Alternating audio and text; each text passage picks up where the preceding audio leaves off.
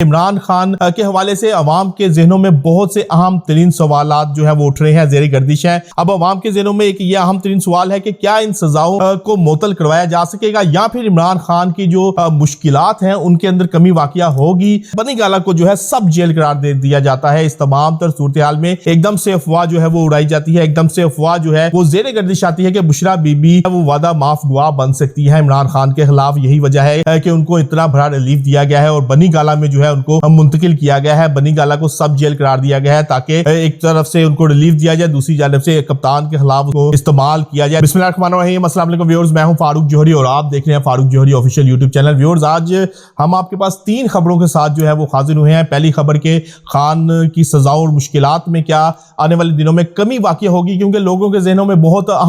سب سے اہم ترین سوال یہ ہے کہ کپتان کی سزا کم ہوگی، ان کی مشکلات میں کمی ہوگی، سزا معطل ہوگی، کیا ان کا سٹیٹس رہے گا؟ لوگوں کے ذہنوں میں یہ بہت اہم ترین سوالات ہیں۔ اس کے ساتھ ساتھ جو کپتان کے اوپر مقدمات چل رہے ہیں، ان مقدمات کا کیا سٹیٹس ہوگا، اس ٹرائل کا کیا سٹیٹس ہوگا، آج کے ویلوگ میں ہم آپ کو اس حوالے سے بہت اہم ترین جو ہے وہ خبر دینے جا رہے ہیں۔ دوسری جانب ہم بات کریں گے بشرا بی بی کے حوالے سے کہ بشرا بی بی کو 14 سال قید کی سزا سنائی جاتی ہے، تو اڈیالہ جیل جب گرفتاری کے لیے جاتی ہیں تو ان کو بجائے کہ اڈیالہ جیل اریسٹ کرنے کے ان کو بنی گالہ منتقل کر دیا جاتا ہے۔ بنی گالہ منتقل کرنے کے پیچھے کیا وجوہات ہیں، فوری طور پر کیا افواہیں جو ہیں وہ گرم ہو جاتی ہیں، کیا افواہیں جو ہے اڑائی جاتی ہیں، اس حوالے سے بھی آج ہم آپ کو بتائیں گے۔ اور تیسری جانب ہم آپ کو بتائیں گے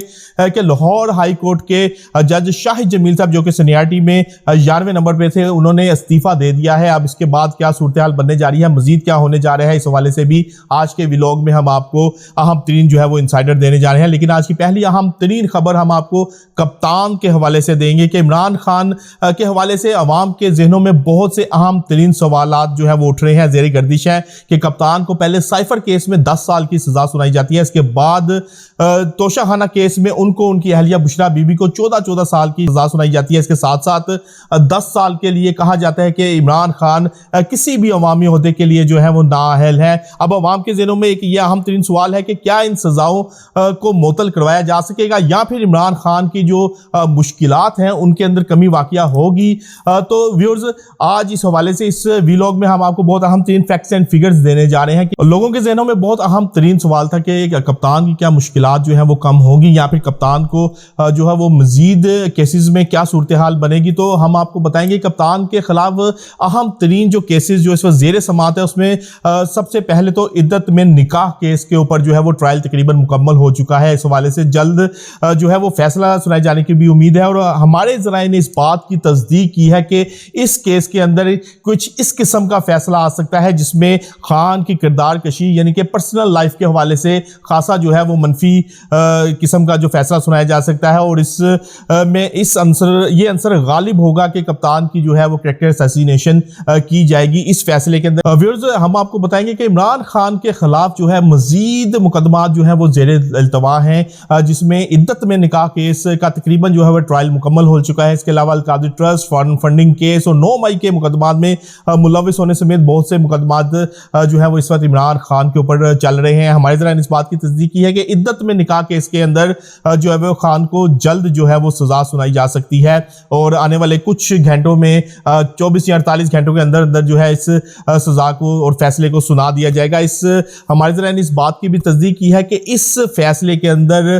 جو ہے وہ کپتان کی کریکٹر اسیسینیشن کے حوالے سے جو ہے وہ عنصر خاصا غالب ہوگا، خاصا جو ہے ان کی جو ہے کریکٹر کو نشانہ بنایا گیا ہوگا۔ اس کے ساتھ ساتھ اس کے بعد القادری ٹرسٹ اور فنڈنگ کیس اور 9 مئی کے بعد میں بھی کپتان کو فکس کیا جائے گا، اور یکے بعد دیگرے جو ہے ان کیسز میں بھی کپتان کے جو ہے وہ سزا سنائی جائے گی۔ مقصد یہ ہے کہ کپتان اگر سزا معطل کرانے کی طرف جاتے ہیں یا ان سزاؤں کے خلاف جو ہے وہ ریٹ دائر کرتے ہیں، جس طرح سے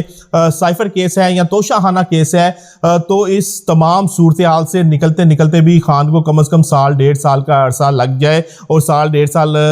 جو وہ خان پابند سلاسل رہیں، کسی طور پر بھی عوام کے اندر نہ جا سکیں۔ ایسا عوام کے اندر جانے سے روکنے کے لیے خان کو جو ہے وہ یکے بعد دیگرے سخت سزائیں جو ہیں وہ سنائی جائیں گی، اور ان سزاؤں کے اوپر جو ہے جب ریویو میں جایا جائے گا تو اس سے نکلتے بھی خان کو ایک عرصہ दरकार होगा। दूसरी जानिब अगर हम बात करें बुशरा बीबी के हवाले से, तो जो ही तोशाखाना केस में बुशरा बीबी और इमरान खान को 14 साल कैद की सजा सुनाई जाती है। इसके साथ कहा जाता है कि दोनों जो है किसी भी अवामी ओहदे के लिए 10 साल के लिए जो है वो नाअहल करार दिए हैं। तो बुशरा बीबी अडयाला जेल गिरफ्तारी देने पहुंचती है, जिसके बाद तमाम प्रोसेस किया जाता है और हैरत अंगेज तौर पर बुशरा बीबी को अडयाला जेल के बजाय बनी गाला में मुंतकिल कर दिया जाता है। बनी गाला को जो है सब जेल करार दे दिया जाता है। इस तमाम तर सूरत हाल में एकदम से अफवाह जो है वो उड़ाई जाती है, एकदम से अफवाह जो है वो ज़ेरे गर्दिश आती है कि बुशरा बीबी जो है वो वादा माफ दुआ बन सकती है इमरान खान के खिलाफ। यही वजह है कि उनको इतना बड़ा रिलीफ दिया गया है और बनी गाला में जो है उनको मुंतकिल किया गया है। बनी गाला को सब जेल करार दिया गया है ताकि एक तरफ से उनको रिलीफ दिया जाए, दूसरी जानिब से कप्तान के खिलाफ उसको इस्तेमाल किया जाए। दूसरी जानिब नून लीग के हलकों में ये एक बात भी बहुत तेजी के साथ सर्कुलेट करती है कि हमारी खवातीन को तो जेलों में रखा गया, लेकिन जब खान की बारी आई तो खान की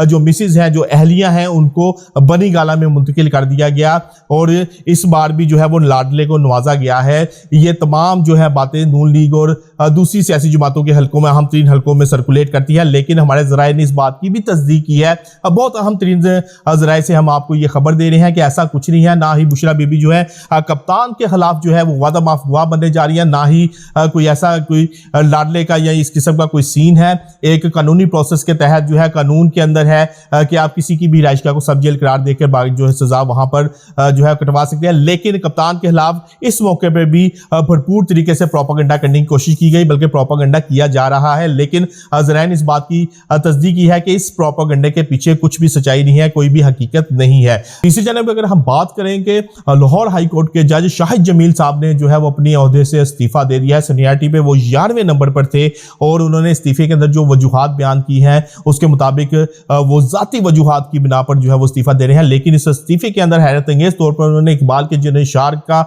इंतखाब किया है वो शार जो है कुछ और हमें बता रहे हैं। हमारे ज़राए ने इस बात की भी तस्दीक की है कि इस इस्तीफे के बाद जो है वो मजीद इस्तीफे जो है वो मार्केट में आ सकते हैं। ये नहीं है कि अदलिया की तरफ से जो है या किसी अहम अदलिया के अहम तरीन जजेस या